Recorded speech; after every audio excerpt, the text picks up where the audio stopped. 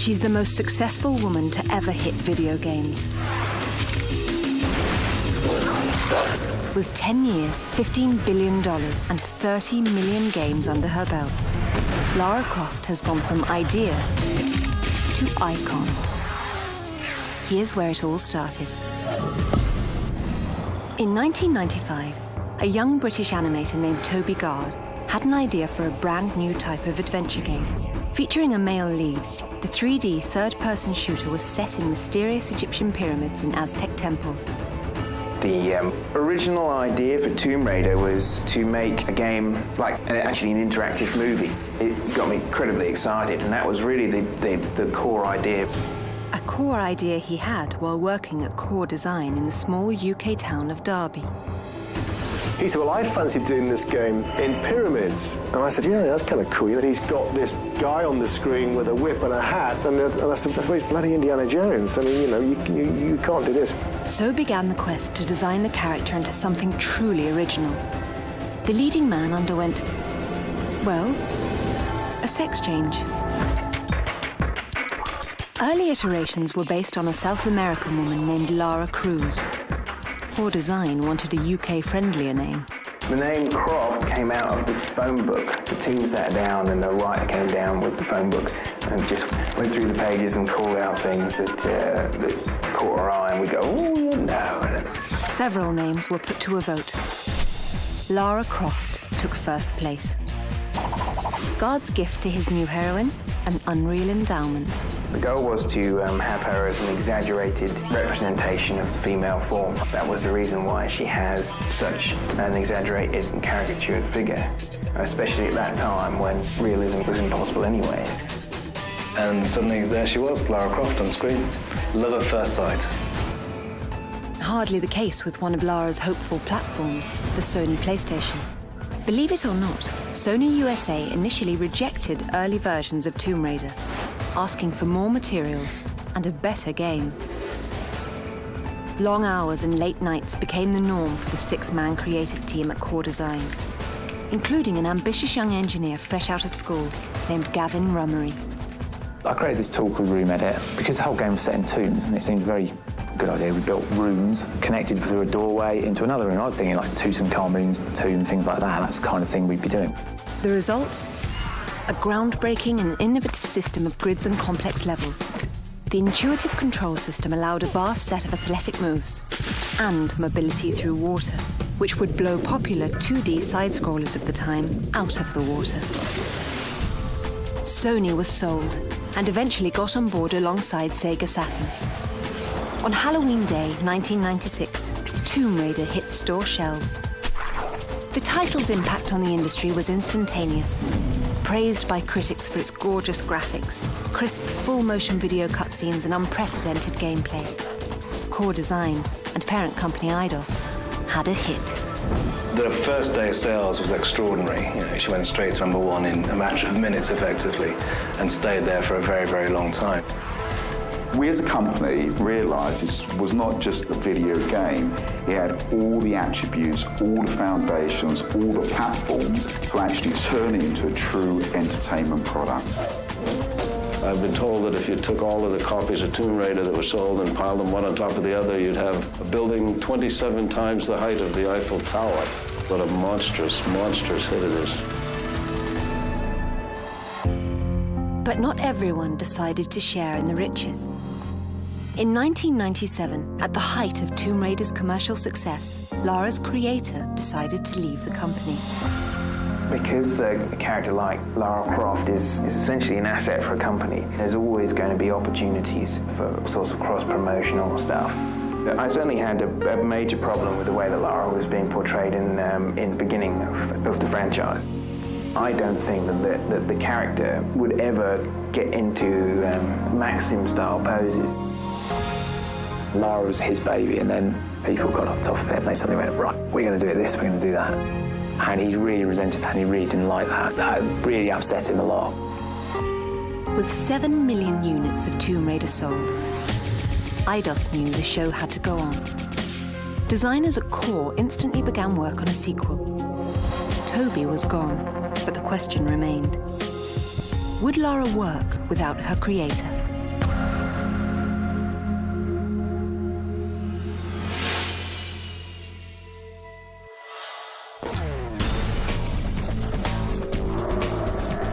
By the end of 1996, Tomb Raider had become a household name overnight. The pressure was on. Without the help of Lara's creator, Toby Gard, Core Design had to deliver a new Lara and a series of action-packed sequels living up to the first game. In 1997, a new deal making Tomb Raider a PlayStation exclusive title provided a big boost for the franchise. It didn't hurt at all to have the first console to ever ship 100 million units on Lara's side. A success like Tomb Raider becomes sort of the holy grail of anybody setting out to write a game. Being exclusive to PlayStation allowed us to do a lot of advertising on behalf of the title. Tomb Raider helped PlayStation a lot, and in a way, PlayStation helped Tomb Raider a lot. In Europe, PlayStation is really the platform of choice. The character identified as a PlayStation icon was good for both parties. On October 31st, 1997, Eidos launched the much-anticipated follow-up, Tomb Raider 2. This time, Lara had to hunt down an ancient Chinese artifact, which was also being chased by evil crime kingpin Marco Bartoli. Core Design worked tirelessly to ensure that this chapter was filled with explosive action. Tomb Raider 2 was insane from my own personal point of view. I was working pretty much 24/7 for 6 months. Hard work paid off. Players got their hands on some cool new weapons and gadgets, while cruising the world in a variety of innovative vehicles, like a snowmobile in Tibet or a speedboat through the canals of Venice. I always just loved it, actually, you could bomb around the canals in Venice, and I always thought that was really cool.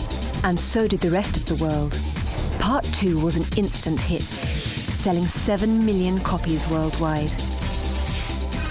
By this point, Lara was an A-list celebrity, and Eidos knew that in order to meet demands, they would need to deliver even more hits. It sounded good in theory. We had no choice but to release another Tomb Raider year on year, each Christmas. I mean, it controlled our lives for probably 5 or 6 years. I mean, it pretty much ruined most people's lives. Closest I've ever seen anybody to a mental breakdown.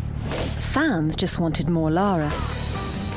That's what they got in 1998's Tomb Raider 3. Core Design squeezed the PlayStation for all it was worth on this one.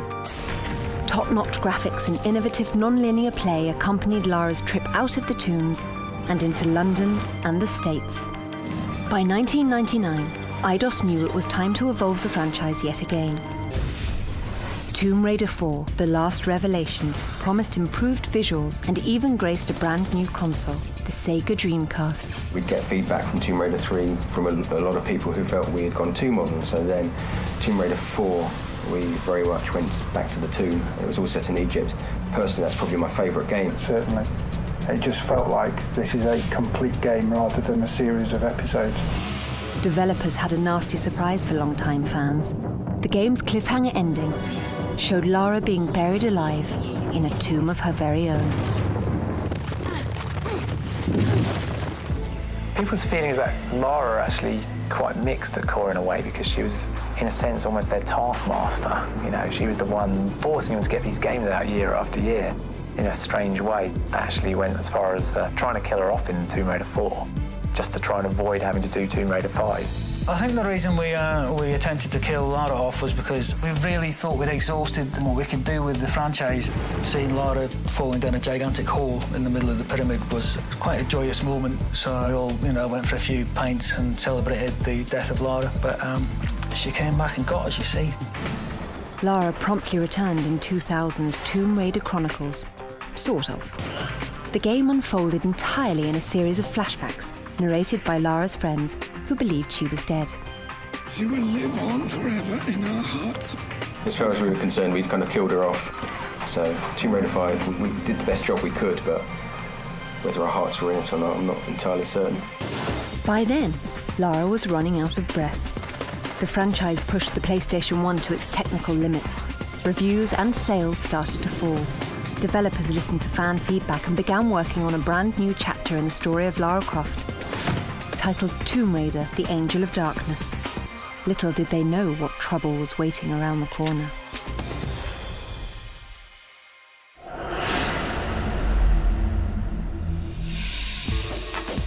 Gamers were still buying Lara Croft's adventures by the Jeep loads in 2001. But critics and fans agreed. The series was losing its luster. With the release of the PlayStation 2, the Tomb Raider team decided to overhaul the game for next-generation consoles quickly. The consensus was it needs to change. She needs to be able to talk to people, she needs to be harder edge, this whole list of stuff which we all sat around and we all bought into. As that project went on, it was obvious we'd made it too big and what we were trying to do was insane.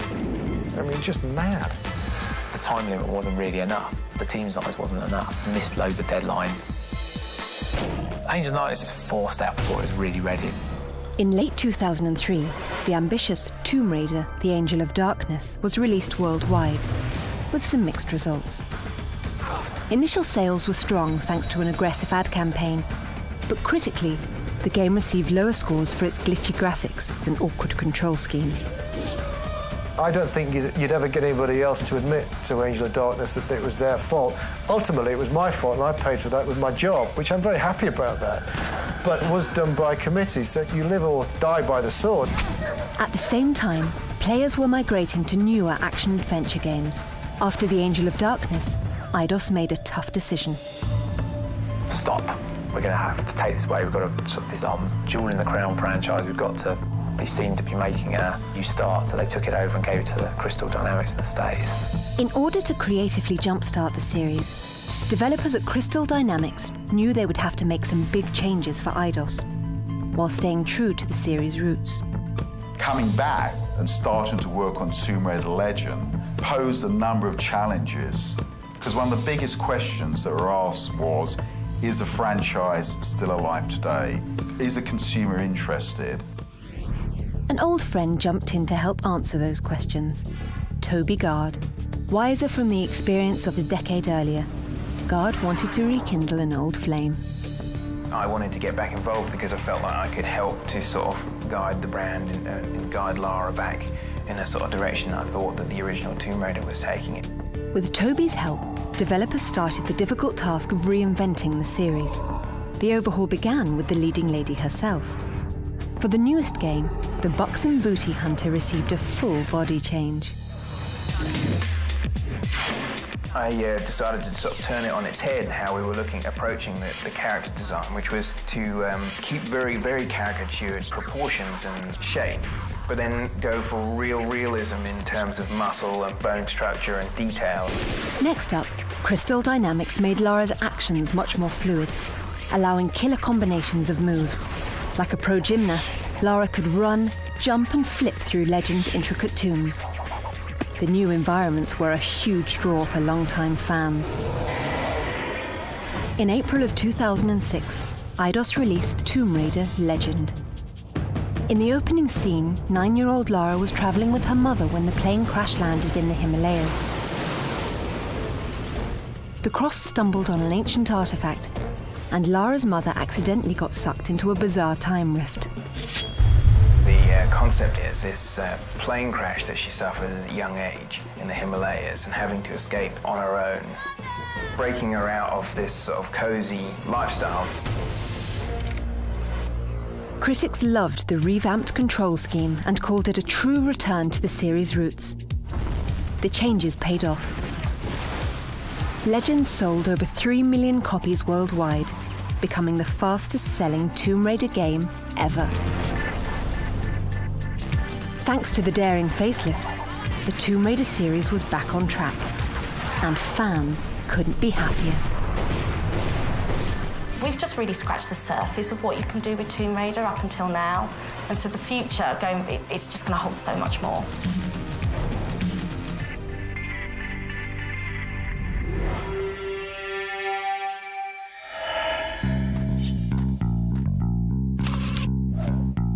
If you thought a console could contain this virtual vixen, you're dead wrong. Lara Croft has a face that launched 1,000 products or more, and Tomb Raider is a multi-billion-dollar empire. Just think, 11 years ago, nobody ever heard of Lara. Then, in late 1996, her creator got a shock. I remember going down to the game shop in the high street, standing in a queue and having people both ahead of me and behind me holding copies of the game and talking about how excited they were. And it was just this really strange feeling, realising that it actually was going to be majorly successful. Toby's hard-nosed heroine was a hit. Shortly afterwards, Lara landed on the cover of Britain's The Face magazine, a spot typically reserved for real-life high-fashion trends. That was the defining moment that made the statement that we had something that was truly going to become mass market and successful. 249 magazine covers later, Lara was a worldwide phenomenon, signing lucrative international deals. You've got Tomb Raider scooters and Tomb Raider motorbike helmets. In France, Lara was made into a postage stamp. In Spain, she's been the face of SEAT. They had a whole series of advertising based around Lara. For more than a decade, advertisers have sought a piece of Lara to help boost sales. But how does Eidos do this without selling out? That's where Janet Swallow comes in. As VP of licensing, she's called daily by folks looking to stamp Lara on anything, from lunch pails to garden hoses, pizzas to bedsheets. Rarely does a product make the cut. Eidos as a company is very, very protective over Lara, so we're very careful with the merchandise that we choose. We've had two odd requests. One of them is a racehorse owner called to say could he call his racehorse after Lara, which we declined. We were really worried that it would fall at the first hurdle, so we said that was no. And the second one was a tulip grower in Holland to name one of their branded tulips after Lara, which I thought was quite nice. While the official Lara tulip grows, other deals, such as Lara Croft knickers, wilt. I think maybe because that's quite a hard act to follow, you know, to put on some underwear that's got Lara Croft on it with Lara's signature. I think it's a tough one. It was the weakest. Comic book publisher Top Cow approached Eidos about serializing Lara's adventures in a monthly comic title. Eidos loved the idea, and the series ran for 5 straight years. That same year, in pages of another kind, Lara Croft model Nell McAndrew posed for Playboy in the controversial spread Lara Croft Nude. Eidos pulled the trigger on a lawsuit, forcing Playboy to pull those copies from shelves and alter the cover. Perhaps the strongest deal in the history of the franchise went down in 2001. Lara Croft had all but conquered the game world.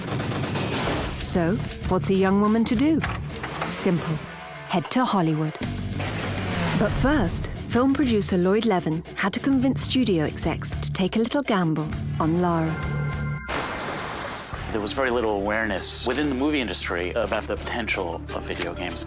When we were submitting the property to studios, there were a number of cases where we had to submit PlayStation consoles so they could play the game. Video games didn't have a great history of silver screen iterations. Box office busts like Super Mario Bros. Turned off much of the game-based film viewing public. It was somehow assumed that it just wouldn't work.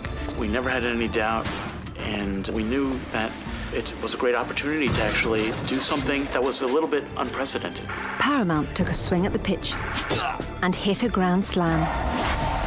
With heavy hitter Angelina Jolie filling Lara's boots, Tomb Raider 1 grossed almost $50 million opening weekend, $300 million total.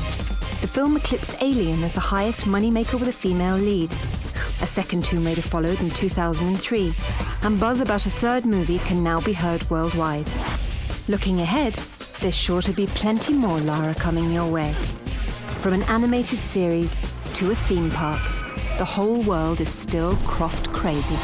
The fact that she's 10 years old in game is quite a long time. So I think she's a digital icon for computer games, not just for now, but forevermore. Rather like James Bond has survived 40 years in the movie industry, Lara Croft is the digital icon of the computer games world.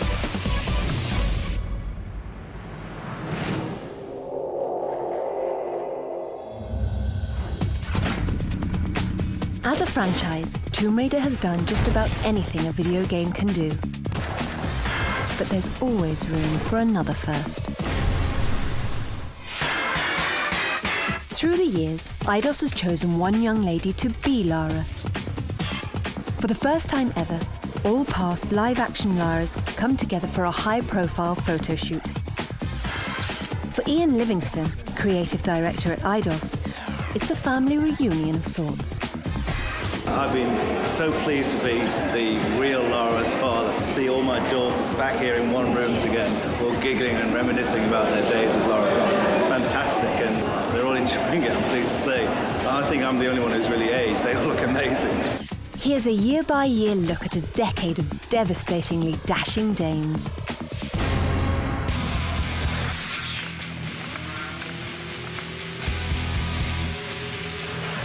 It has changed my life. Even now, actually, I still get lots of letters from people all over the world, which is just mind-blowing. I can't believe people still associate you with the character and just really still are big fans of the game itself.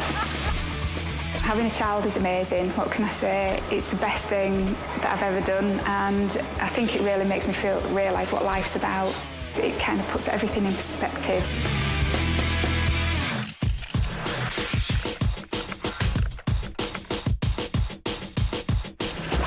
The first time when I heard about Lara Croft, when my friends were playing this game day and night, and I was like, what are you playing? What are you obsessed about? And I thought, oh, this is Lara Croft, you know, she's really hot, and actually you do look a bit like her, and you've got the same name. It was meant to be.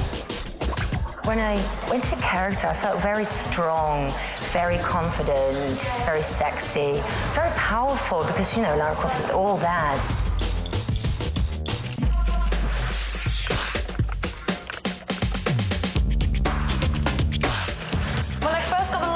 I was the youngest ever, so I was just turned 17. When you get into the outfit, you're a changed person. You're just in the role of Lara Croft, and you can do anything, and everyone looks at you like you've just stepped out of the video game. I think it's a feeling that I'll never have again. My best memory of being Lara Croft was my biggest fan, who was from Amsterdam, and I think he bought my wisdom teeth on the internet. I think that made his day, really made his year. I think when I became Lara, I didn't know who I was as a person, and travelling with a group of people around the world, especially being 17 and new, it kind of made me who I am today. So it meant a lot to me, and I'll always remember it.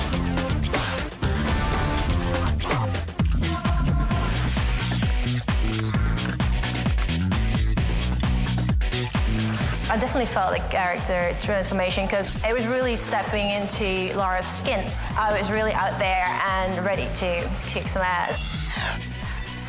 I was extremely tall with my boots, and it was just really intimidating. People would really be, you know, like astonished. And I love to make people smile. I love to entertain, so it was great fun. It's just really nice that you can see that some fantasies do become reality. Do they ever? The photo shoot was a resounding success. On 3, 1, 2, 3. I'll do one more, that was pretty hot. Much like the game, the Lara model has evolved too. In 2006, the latest Lara, Karima Adabib, tackled unprecedented training with the British military. From army combat to zipline tactics, Karima's role as Lara was the toughest yet. Can she live up to the top-notch standards set by Eidos? Time will tell. When I first got the job, I was told there were previous Laras before me, and I remember getting home and getting on the internet immediately, trying to do my research on these girls. I've taken a lot from what they've already done, because they're my predecessors. To better myself, I take the best qualities and try and put it into one.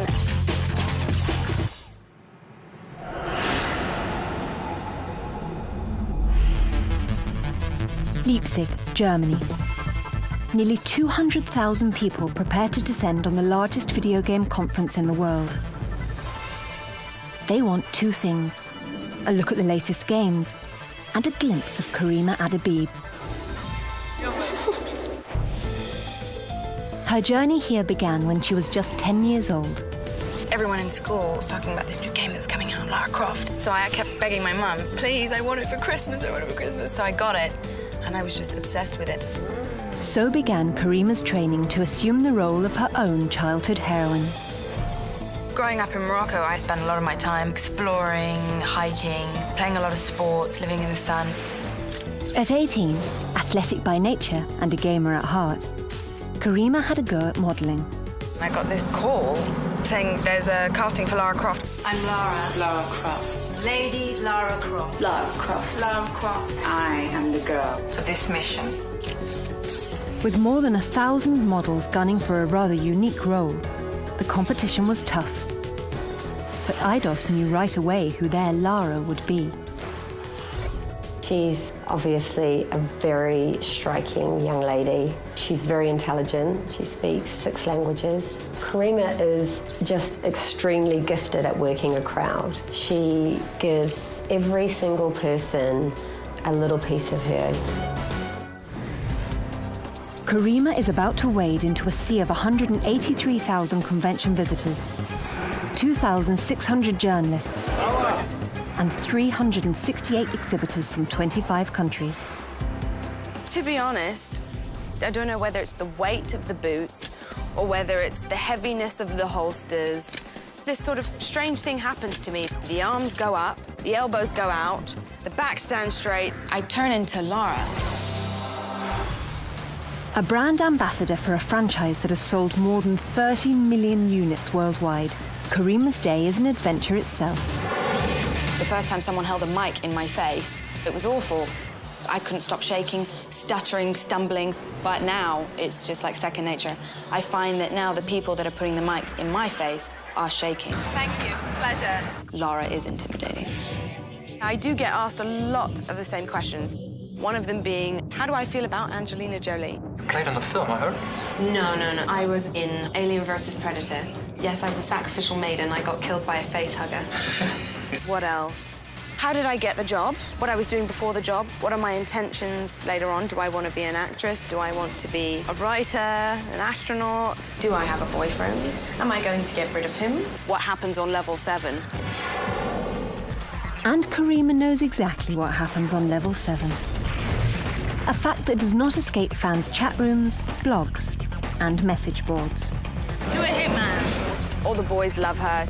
But the great thing is she's got lots of female fans for the fact that she's intelligent and she's strong and she's just as witty and clever. Lara is beautiful both in and out. Can't get any better than that. And with tens of thousands of fans clamoring for attention, an autograph, a hug, or bullets, You need to train. this mission is one that Karima is proud to tackle. I put a lot of heart into this job for the fact that I'm a gamer. I've grown up with Lara, and now, 10 years later, for the 10th anniversary, I am Lara. It's an odd job, it's an exciting job.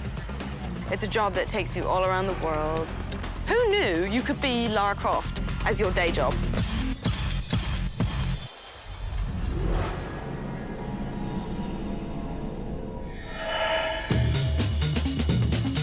When Toby Gard first created Lara Croft, he had no idea a controversy was also conceived. For the past decade, Lara has been dubbed both feminist icon and pixelated play toy.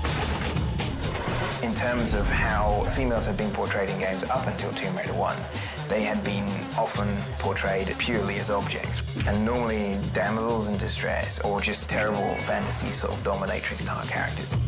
But Lara was born during the late 90s, the height of what the Spice Girls called girl power.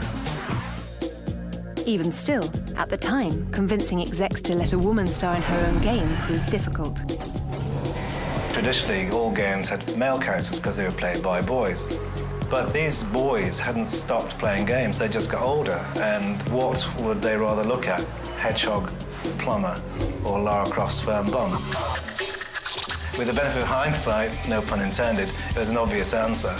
Male gamers swooned for Lady Lara, a sex symbol for the digital age. Are men only interested in you because of your body? No, I'm rich too, darling. Women have also fallen in love with her kick-ass, no-nonsense attitude. A former editor at Ms. Magazine, Jennifer Baumgardner, is a prominent women's advocate who writes for Harper's and NPR. Lara Croft she's just simply in the tradition of a long line of women who can protect themselves and who are warriors, from Xena the Warrior Princess to Buffy the Vampire Slayer. It's good to have protagonists that are women. So not just the people who are being saved are women, but the people that can do the saving are women. But not every woman dug Lara. When Tomb Raider 2 dropped, Eidos advertised the new game with a series of commercials that played up Lara's sexiness. As fans rushed to stores to buy Tomb Raider 2, the controversy heated up. Ismini Roby is the chief editor and co-founder of WomenGamers.com, the largest women's game portal on the internet. They put her in bikini photo shoots and anything that they could to make her even more appealing to that fanboy audience. To watch Lara Croft be marketed more as a sexual object, I was extremely disappointed. So was Lara's creator. In fact, Toby Gard left the franchise over the new portrayal. Still, when well-known feminists like Germaine Greer argued that the heroine was nothing more than an adolescent fantasy, Gard took objection. I think that her comment of Lara Croft being a sergeant major with balloons stuffed up his shirt is a little bit like saying any sensitive guy who has any non-macho tendencies is just a woman with like banana stuffed down her trousers, and I think that it's nonsense. Thanks to Tomb Raider Legends' more realistic model of Lara in 2006, the uproar died down a bit. But that hasn't stopped the headbutting over the legacy of the video vixen. In our society, there's a big focus to be thinner. There's a certain kind of woman that everybody kind of wants to be, the tall, the thin, with the big breasts. It would be interesting to see companies making more realistic varieties of women. I don't think that having those sorts of fantastic, idealized images out there in the world are what girls who have issues with self-esteem, I don't think they're comparing themselves to a video game. If Lara Croft was a real person, she would not be able to walk. Her back would not be able to support her boobs. And to see Lara Croft scaling a mountainside with makeup and really short shorts, completely unrealistic. As a feminist, I guess I come down pretty hard on the side that if Lara Croft wears revealing clothes, hey, she's got it. She should flaunt it. Love her or hate her, there's no doubt that Lara is here to stay.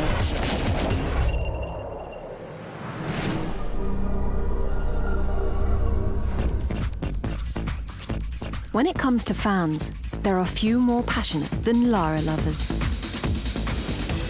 Since the birth of the franchise, fanatics have found some pretty creative ways to honour their favourite Tomb Raider.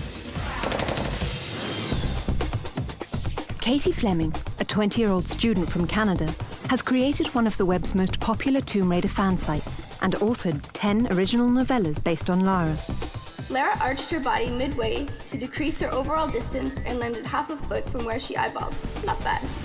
500,000 folks have logged on to Katie's site to have a read, and in March of 2003, her tales took first prize at a worldwide fan fiction contest sponsored by Core Design. I wrote my first story just for fun, for myself, and I continue to write for myself. If I'm happy with it, then that's what I'm going for, but to have other people read them and really like them is like an extra bonus for me. Katie has also produced, directed, and starred in her own low-budget tribute film. Almost at the spot. Just have to duck outside and find the entrance. It was minus 18 degrees Celsius, which is about 0 degrees Fahrenheit outside, in shorts and a tank top. And it was freezing, but it was a lot of fun. Lara has changed my life in so many ways.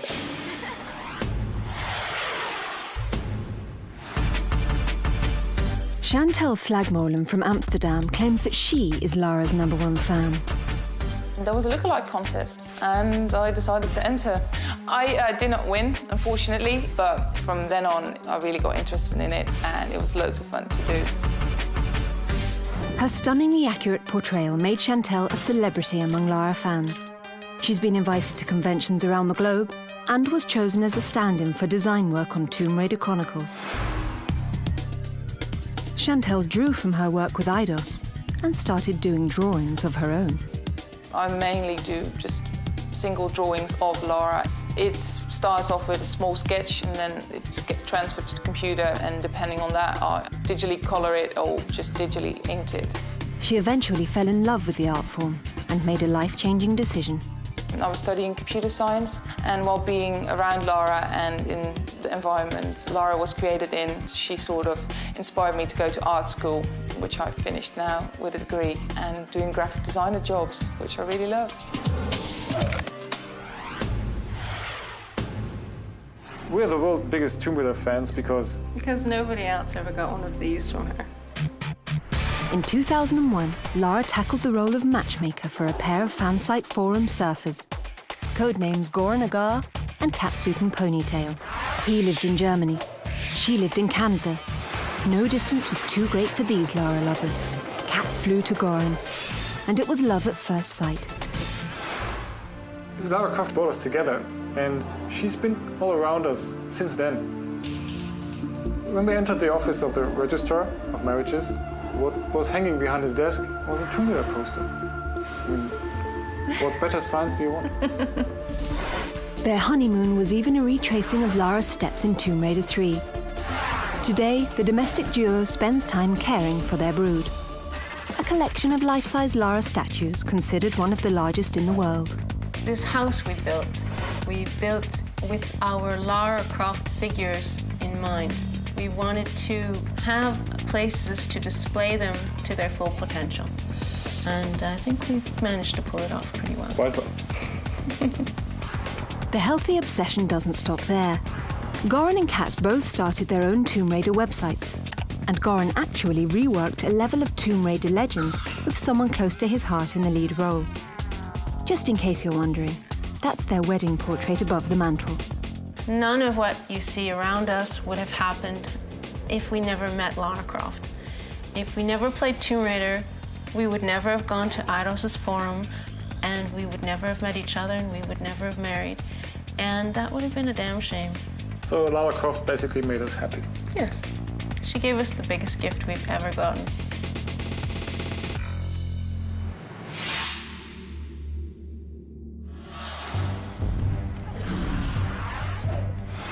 In early 2006, a mysterious trailer for a video game called Tomb Raider Anniversary Edition leaked onto the web.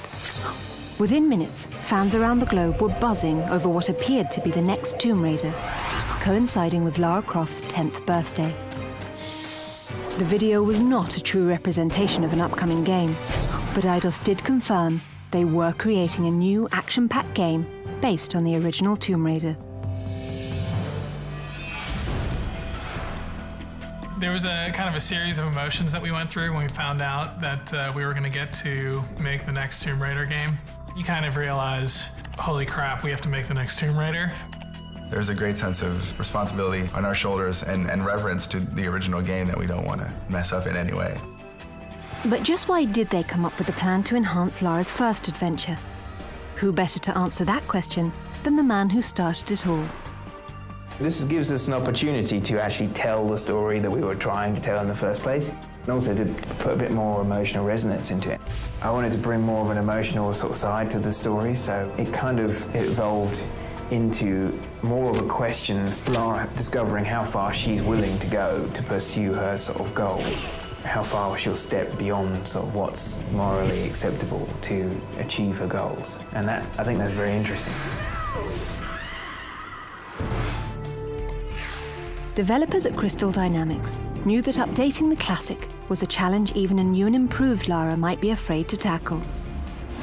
The most difficult part is taking those memorable pieces of Tomb Raider 1 and recreating them in a way that's fresh, but at the same time totally evokes nostalgia.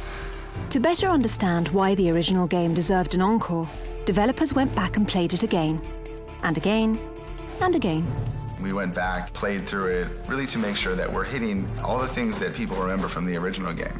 I think I'm over 100 planes of Tomb Raider 1, which makes me an uber geek. While developers practically memorized Part 1, the series creator worked tirelessly to expand the story of Lara's journey, recovering a mythical artifact called the Scion and solving the mystery of Atlantis. A fleshed-out storyline isn't the only surprise. Slick new moves round it all out.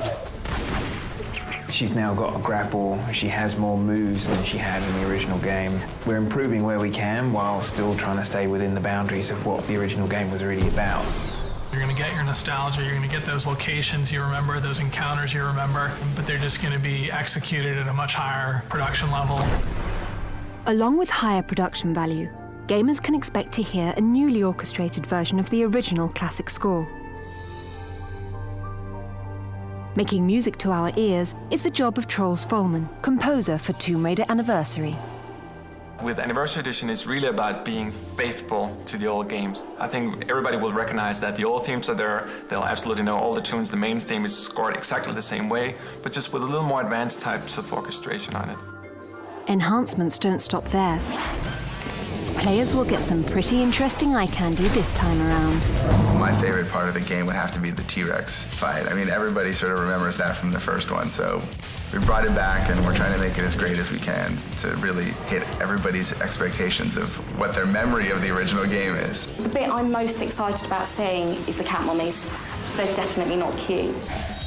Thanks to the improvements, Tomb Raider Anniversary is bound to uncover a whole new legion of fans.